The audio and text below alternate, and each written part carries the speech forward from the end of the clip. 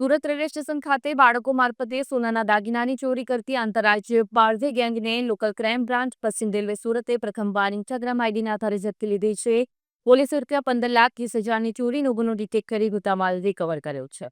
Surat railway station ખાતે બાળકો મારફતે સોનાના દાગીનાની ચોરી કરતી આંતરરાજ્ય પારધી ગેંગને લોકલ ક્રાઇમ બ્રાન્ચ પશ્ચિમ રેલવે સુરતે પ્રથમવાર ઇન્સ્ટાગ્રામ આઈડીના આધારે ઝડપી લીધી છે.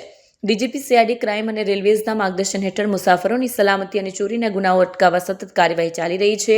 ગત 16/11/2025ના રોજ રાજસ્થાનના સમદડીથી ટ્રેન દ્વારા સુરત આવેલ વૃદ્ધ દંપતી નેમીચંદ જૈન અને પત્નીના લેડીઝ પર્સમાંથી લિફ્ટમાં ચડતી વેળાએ સોનાના દાગીનાની ચોરી થઈ હતી.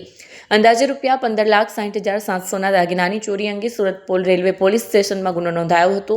આ કેસની તપાસ દરમિયાન એલસીબી ટીમે સોશિયલ સર્વેલન્સના આધારે ટેકનિકલ તપાસથી ગેંગને ઓળખી ઝડપી પાડી મુદ્દામાલ કબજે કર્યો છે. પોલીસે મુસાફરોને કિંમતી સામાન બાબતે સતર્ક રહેવા અપીલ કરી છે.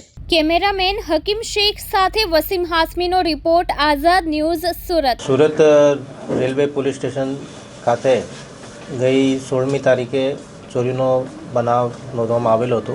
આની વિગત એવી છે કે રાજસ્થાનથી શ્રી નેમીચંદજી જૈન સુરત આવ્યા હતા. જ્યારે પ્લેટફોર્મ નંબર 2 ઉપર એ ઉતર્યા હતા, એના પછી એમના એક જે પર્સ છે જેમાં સોનાના દાગીનાઓ હતા એ બધું ચોરાઈ ગયા હતા એવી ફરિયાદ નોંધાઈ હતી.